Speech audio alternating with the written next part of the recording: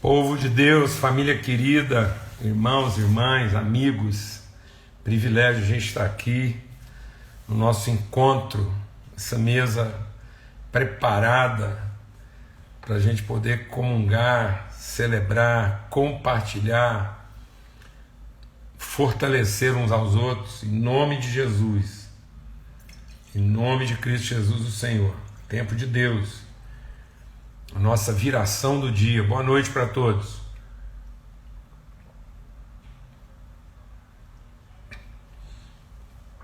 Começamos esse tempo aqui no momento em que o sol vai se pondo, a noite vai chegando, e é exatamente esse o propósito, né? A gente poder compartilhar num tempo em que às vezes o cenário percebido não é muito favorável, não é muito claro, e nós temos que estar assim tomados mesmo assim de convicção, de fé, para poder enfrentar aquilo que muitas vezes não está muito bem claro para a nossa vida, tá bom? Então, bem a propósito disso, nós estamos compartilhando aqui sobre o Salmo 23, porque o Salmo 23 é exatamente esse caminho que num determinado momento ele sofre, né, um intervalo de obscuridade, de coisas não muito claras, né? E aí como é que nós vamos enfrentar isso? Como é que a gente enfrenta, como é que a gente sai de uma situação tranquila e confortável e vai sendo conduzido por Deus a um tempo nem tão aparentemente tão tranquilo e nem aparentemente tão confortável e seguro, mas como é que nós enfrentamos isso com a mesma paz, com a mesma segurança. Amém, amados? Em nome de Cristo Jesus. Vamos esperar só mais um pouquinho aí até que mais alguns irmãos estejam chegando aí e ocupando o seu lugar na mesa. Amém? Em nome de Jesus. Graças a Deus. Um tempo de misericórdia. As misericórdias do Senhor têm se renovado sobre as nossas vidas, para não nos deixarem esmorecer, para não sermos destruídos. Amém? E a gente tem clamado mesmo, orado pelos irmãos, pelas pessoas. O nosso esforço aqui é de cumprir aquilo que Paulo diz lá em Romanos, no capítulo 1. Ele diz: olha, o meu desejo mesmo é estar com vocês, meu empenho é estar com vocês. Para quê? Para que a gente possa repartir algum dom e para que nós possamos nos fortalecer pelo exercício de uma fé mútua. Então nós estamos aqui num esforço de mutualidade de fé, para que, colocando a nossa fé, né, em exercício de mutualidade, a gente possa se fortalecer e assim também acrescentar algum dom, alguma virtude na vida uns dos outros. Amém? Graças a Deus. Então, hoje, eu creio que há umas 4 semanas atrás, né, eu acho que não mais do que isso, talvez 3, 4 semanas, a gente estava fazendo um período de perguntas e de interação na quarta-feira. Mas aí eu vou pedir autorização de vocês, vou pedir a permissão de vocês para hoje a gente não fazer a parte de perguntas e respostas aqui, porque senão a gente não vai conseguir concluir aqui aquilo que é a nossa reflexão em cima do Salmo 23, tá bom? Então, para que a gente possa cumprir aquilo que é o nosso propósito aqui em meditar no Salmo 23, então a gente vai pular hoje, né? E aí a semana que vem a gente volta a ter esse período aí de perguntas e de estar compartilhando e repartindo alguma coisa, tá ok? Amém. Vamos ter uma palavra de oração. Pai, muito obrigado mesmo pelo teu amor, tua bondade, tua graça renovada. Ó Senhor, o Senhor renova sobre nós misericórdia e graça. A tua palavra diz que foi o Senhor e não nós, que nos fez povo seu e rebanho do seu pastoreio. E é tudo que nós queremos ser pastoreados, conduzidos, guiados, orientados pelo Senhor, ó Pai. No nome de Cristo Jesus, o Senhor. Amém e amém. Graças a Deus. Esse é um salmo maravilhoso. Eu sempre, às vezes, estou repetindo esse salmo na minha vida, compartilhando isso com pessoas, né, que é entrar pelas portas de Deus, né, com hinos de louvor, com hinos de gratidão, com cânticos, com salmos, porque a sua fidelidade dura para sempre. Foi Ele que nos fez povo seu e rebanho do seu pastoreio. Então é nesse sentido que nós estamos compartilhando aqui. O que isso significa? O que isso implica, né? De sermos pastoreados pelo Senhor. O Senhor é o nosso pastor. Então vamos lá, o Senhor é o meu, é o nosso pastor. E de nada terei falta. Para nosso exercício aqui de meditação, e vale repetir. Então agora, quando você estiver lendo o Salmo 23, eu vou te colocar aqui um desafio, né, uma dica pedagógica. Você vai declarar o Salmo 23 assim: o Senhor é o meu pastor, e eu serei uma pessoa completa. O Senhor é meu pastor, e Ele vai completar em mim a obra que Ele começou. Amém? Para que você nunca mais pense que aquilo que Deus está fazendo conosco é no sentido de acrescentar as nossas carências e não desenvolver à plenitude as virtudes dele em nós. Vou repetir devagar. Então, quando o salmista está dizendo: o Senhor é meu pastor e nada me faltará, ele não está pensando que Deus acrescenta às nossas carências, mas Deus trabalha para que as virtudes dele em nós alcancem a sua plenitude. Amém? Então todo o trabalho de Deus na nossa vida é para que nós sejamos plenos. A obra do ministério é para que todos cheguemos à estatura de pessoa plena. Glória a Deus. Amém. Então, o Senhor é nosso pastor e nada me faltará. Ponto. Isso é um absoluto. Por que eu serei uma pessoa completa? Porque quem está pastoreando é o Senhor. Então, não é meu pastor, é o Senhor, não. O Senhor é o meu pastor. O senhorio de Deus sobre tudo e todos pastoreia a minha vida. Então, eu estou orientado dentro de uma vontade soberana e não relativa. Porque às vezes, deixa Deus ministrar o seu coração. Você pode achar que isso não faz diferença, que é só semântica, mas não é. Mas a gente trata com Deus como se a gente quisesse que o nosso pastor fosse o Senhor. Então a gente pensa assim: bom, o que eu vou pedir para o pastor, ele pode me dar, porque ele é o Senhor. Não. O Senhor vai me pastorear, de modo que ele não vai me dar tudo que eu quero, mas ele vai fazer tudo aquilo que de fato eu necessito para me tornar uma pessoa plena. Amém? Então Deus não tem o poder de me dar tudo que eu quero. Deus tem a autoridade de me levar à plenitude.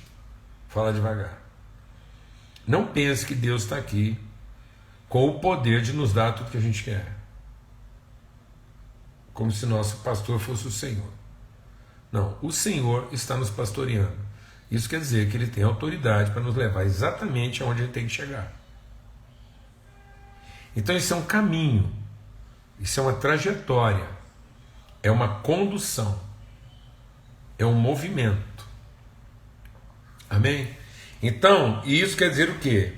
Que Ele me faz deitar em pastos verdes, Ele me faz repousar, Ele me faz repousar. O Senhor quer nos chamar ao lugar do repouso. A Marta, deixa Deus ministrar o seu coração. A Marta achou que ela levaria, presta atenção no que eu vou compartilhar com você aqui hoje à noite. A Marta achou que ela levaria Jesus ao lugar do desespero dela.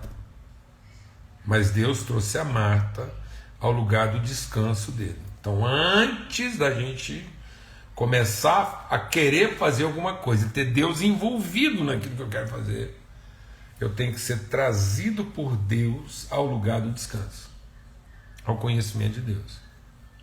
Presta atenção.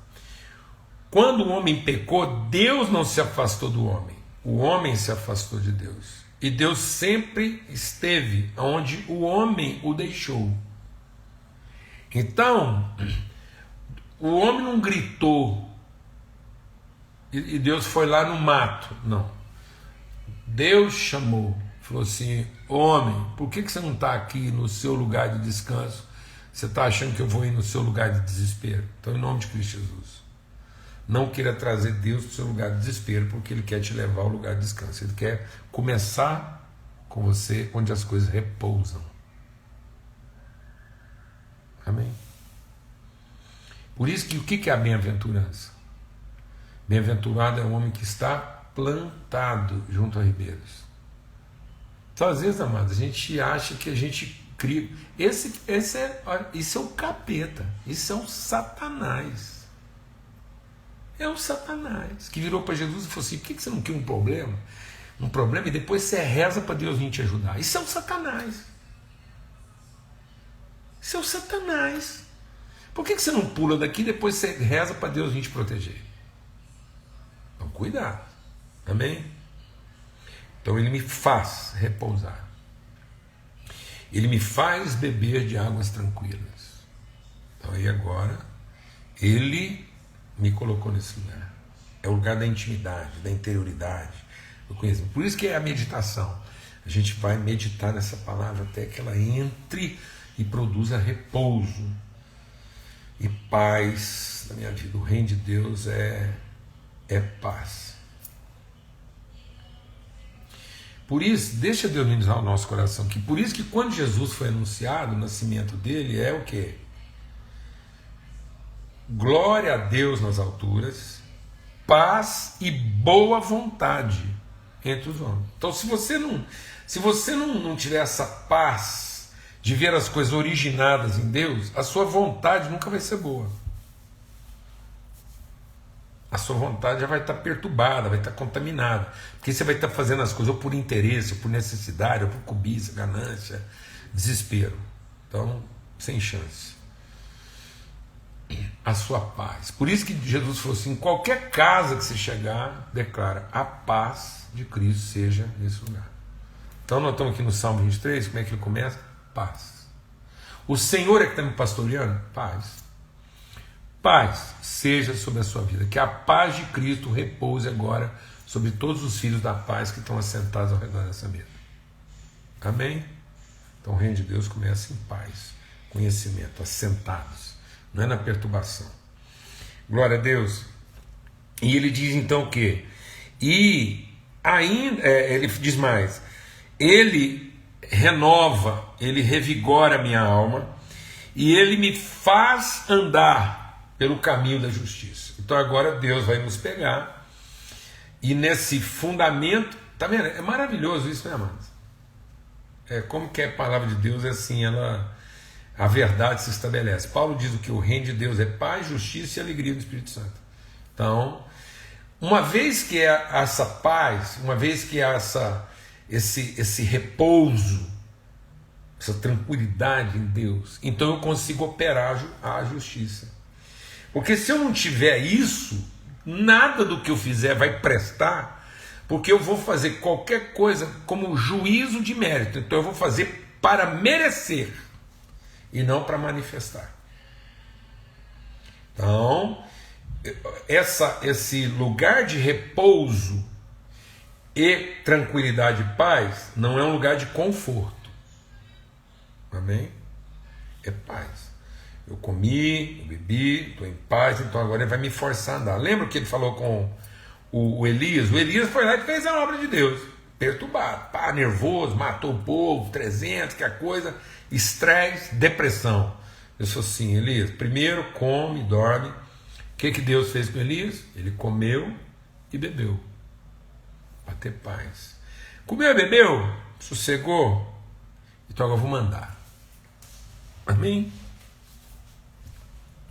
Não queira andar sem antes ter paz, e não pense em ter paz para ter sossego. Então, a paz não é para ter sossego. Muita gente me pergunta assim, volta e meia, as pessoas me ligam e falam assim: e aí, Paulo, não, estou tranquilo? Eu falo: não, tudo em paz. Porque tranquilo, meu irmão, nesse mundo vai estar nunca. Por isso que Jesus falou assim: nesse mundo tereis tribulações, mas tem de bom ânimo, eu venci o mundo, eu te deixo a minha paz. Então, esse repouso, essa tranquilidade de alma, essa paz, não é para ter conforto, não. É para você ter a segurança, para você cumprir o propósito, para você conseguir enfrentar esse caminho que vai ajustar, esse deslocamento, esse movimento. Então Deus vai te colocar em movimento. E às vezes a gente está querendo isso, que Deus venha ao meu lugar de perturbação e me dê o quê? Me dê conforto, para que eu não tenha saído desse lugar. Então eu quero deixar Deus nervoso o suficiente para Ele vir resolver meus problemas e eu finalmente possa ter conforto. Não, a vida com Deus não é confortável. Porque uma vez que Ele alimentou, tratou, Ele vai pôr a gente para andar. E na força, a gente compartilhou sobre isso, a gente vai chegar ao propósito. Então esse caminho me ajusta, é um caminho de justiça, é para que eu seja ajustado, é para que eu seja transformado, para que a minha fé me transforme em uma pessoa justa, uma pessoa que tem compromisso, uma pessoa que tem responsabilidade com o seu propósito de vida.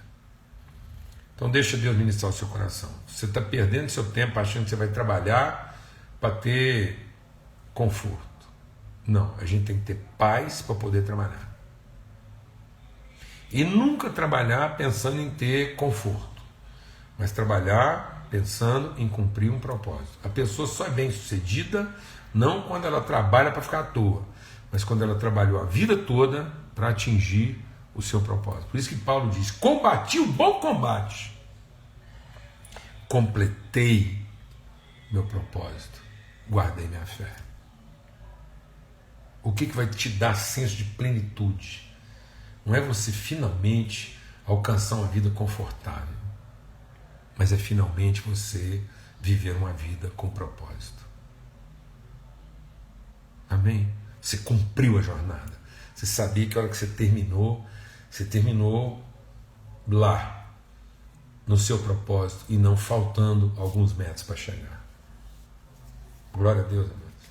Em nome de Cristo Jesus. E aí vem a parte que a gente quer considerar hoje, e depois a gente vai continuar meditando nisso amanhã e depois, que é o seguinte: e isso faz com que eu atravesse o vale da sombra da morte. Mas nesse momento eu não vou ter medo de coisa alguma, porque o Senhor está comigo. O Senhor é comigo. Então ele está dizendo que a caminhada com Deus, ela deixa Deus ministrar o nosso coração aqui, ela obrigatoriamente tem que romper, ela tem que cruzar o limite dos nossos medos. Eu vou te falar uma coisa aqui assim, desafiadora. Desafiadora. Em nome de Cristo Jesus, eu quero orar aqui agora para que você receba isso com o espírito correto. Mas sabe qual é uma das declarações que o Jó faz? Você lembra mais ou menos da história de Jó? Você lembra? E aí, a história de Jó é o seguinte: ele estava bem lá, tudo funcionando, família, prosperidade, as coisas acontecendo. Aí, Deus chamou os anjos lá, todo mundo. Os impérios caídos, Deus chamou todo mundo lá. E passou em revista, conversando com todo mundo. Quem puxou o assunto de Jó não foi Satanás, foi Deus. Deus é que puxou o assunto com Satanás. Ele falou: ei, não, o que você anda fazendo? Ele falou: rodeando o mundo. Já ia embora. Deus chamou para trás. Ele falou: não, peraí, vamos pensar mais. E aí ele falou assim: e o que você viu aí nesse passeio que você fez? Ah, muita coisa. Ele falou assim: você viu meu servo Jó? Pelo amor de Deus. E eu estou lá precisando que Deus lembra o diabo de mim. Eu quero que o diabo me esqueça. Agora eu fico lá pensando que numa conversa que Deus vai ter com o diabo, ele vai perguntar se o diabo me viu. Eu achando aqui que Deus ia fazer de tudo para o diabo não me ver. Tá vendo como é que a gente tem que desconstruir essas coisas da divindade da nossa cabeça? E aí Deus falou: você viu Jó? Então quem chamou a atenção? Deus. Você viu Jó? Falou: vi. E o que você achou? Foi: do jeito que o senhor trata ele, aquele cara sapato também. Então, quem liberou a ação de Satanás na vida de Jó foi Deus, com um propósito. Amém? Porque Jó queria conforto, Deus queria conforto na vida de Jó? Não. Deus queria paz, repouso e tranquilidade. E tranquilidade não quer dizer ausência de conflito, quer dizer plenitude e segurança. E aí, depois que tudo que Jó estava passando, Jó fala uma coisa que é muito séria. Jó diz assim: tudo o que eu tinha medo me aconteceu. Então você está percebendo que Deus conhecia os medos de Jó? E em vez de presta atenção no que eu vou compartilhar aqui com você. E em vez de Deus poupar Jó dos seus medos, Deus fez com que Jó atravessasse por meio de todos eles, ainda que ele tivesse que usar o diabo para isso. É sério que eu estou falando aqui com você. Deus vai atravessar conosco através dos nossos medos. Não vai dar a volta neles. Porque enquanto houver medo, o amor não pode ser aperfeiçoado. Então, se você tem medos na sua vida e anda achando que Deus vai te poupar, na verdade, Ele vai segurar você pela mão e junto com você vai atravessar o vale dos seus medos, para você entender que eles não são reais, eles são sombras. E sombras são projeções criadas a partir de uma luz que não incide de forma direta. Então só existe sombra na minha vida porque a luz que vem sobre mim, ela incide de forma indireta. Por isso que a palavra de Deus diz: a vida do justo é como luz da aurora, que vai brilhando até se tornar dia perfeito. Sabe o que é dia perfeito? É a luz estar de tal maneira sobre a sua vida que não tem o quê? Sombra. Não tem sombra. Não há projeções. E às vezes, amado, você não está lidando com a revelação plena de Deus a respeito de quem você é. Você está lidando com as projeções de si próprio que você percebe, porque essa luz ainda não incide de forma direta e plena sobre a sua vida. Por isso eu tenho que meditar nessa palavra, até que minha mente seja tão transformada que a luz que se faz em mim seja tão plena que eu já não consigo mais fazer separação entre dia e noite, porque não há mais sombras, não há nenhuma projeção indireta, mas todas as revelações são absolutas. E aí, pronto, vencemos o medo, atravessamos o vale. Então Deus não vai poupar. Por isso que a palavra de Deus diz que aqueles que venceram pelo sangue do Cordeiro, pela palavra do seu testemunho, e porque enfrentaram o medo da própria morte, diante do medo eles venceram. Eu quero te contar uma história da minha vida, um testemunho, que eu acho que desde aquela época Deus estava trabalhando isso na minha vida. É muito engraçada essa história. Mas eu sou filho mais velho. Então eu sou o filho primogênito lá de casa. E também fui o neto mais velho. Então, assim, eu vivi aquele estigma de ter que ser responsável, todo mundo, e ficar ali. Ser exemplo dos seus irmãos, ser exemplo dos seus primos, aquela coisa toda. E meu pai e minha mãe trabalhavam muito. Meu pai sempre muito trabalhador, minha mãe também. E eu ajudava a cuidar dos irmãos e tanta coisa assim. E aí, em casa era um quintalzão grande. E a vizinha tinha uma mangueira, dona Iracema, ela tinha uma mangueira muito grande. E aí do outro lado da mangueira já era a outra rua. Então era um quintal da esquina lá e depois a minha casa. Então a luz da rua passava pelo meio da mangueira de noite e projetava sombras no quintal da minha casa. E minha mãe tinha uma mania, meu Deus do céu, até hoje assim, tudo na minha casa, assim, de lençol, toalha, fronha, tudo. Guardanapo, branco. Então tudo lá tinha que ser branco, porque minha mãe tinha coisa de limpeza. E naquela época, você não tem noção, não. A roupa era lavada no quintal de casa, tinha que ferver, né? E aí fervia aquela roupa com alvejante, tinha uns tachos lá, às vezes eu até ajudava lá, a nossa ajudante de casa lá com esse negócio. E depois tinha que estender aquilo. Né? E aí tinha um varal de casa lá, um tanto de arame assim no quintal, e estendia aquelas coisas lá, tanto de lençol, fronha e toalha, tudo branco. Deus de misericórdia.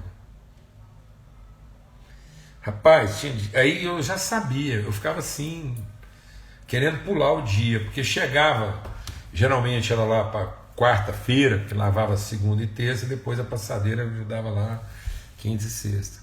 E era aí, vou te falar, quando chegava quarta-feira, lá para 7 horas da noite, eu já ficava, agora vai vir o grito da minha mãe.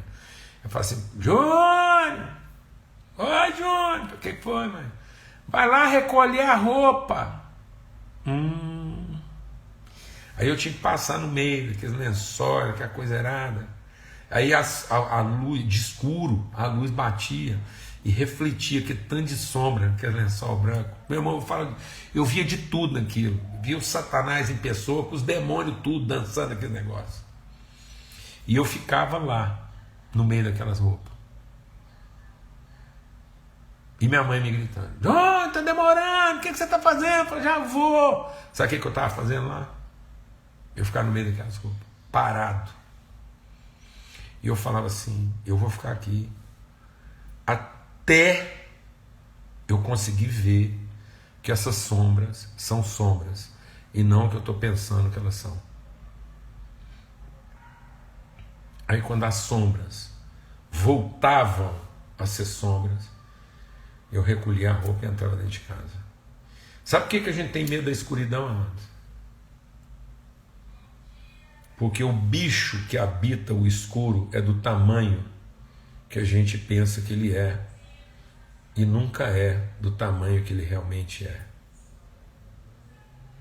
Então, quando a gente prefere a ignorância ou a teimosia, as coisas são do tamanho que a gente pensa que elas são ou que a gente quer que elas sejam, e nunca, na verdade, são exatamente do tamanho que elas são.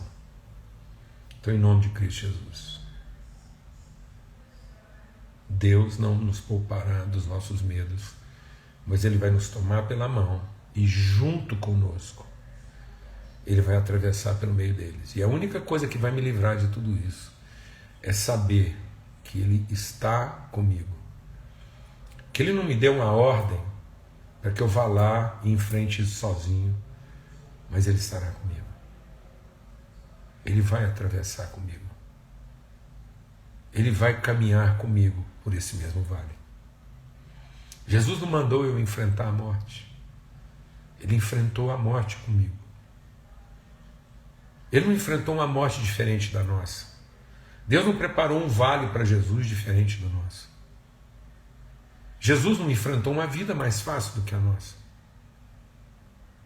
Jesus não teve amigos melhores do que o nosso. Jesus não teve condições de vida melhores do que as nossas. Jesus não teve uma liderança que o apoiasse como a gente gostaria de ter. Não. Jesus passou nos lugares mais rasos e profundos da existência humana.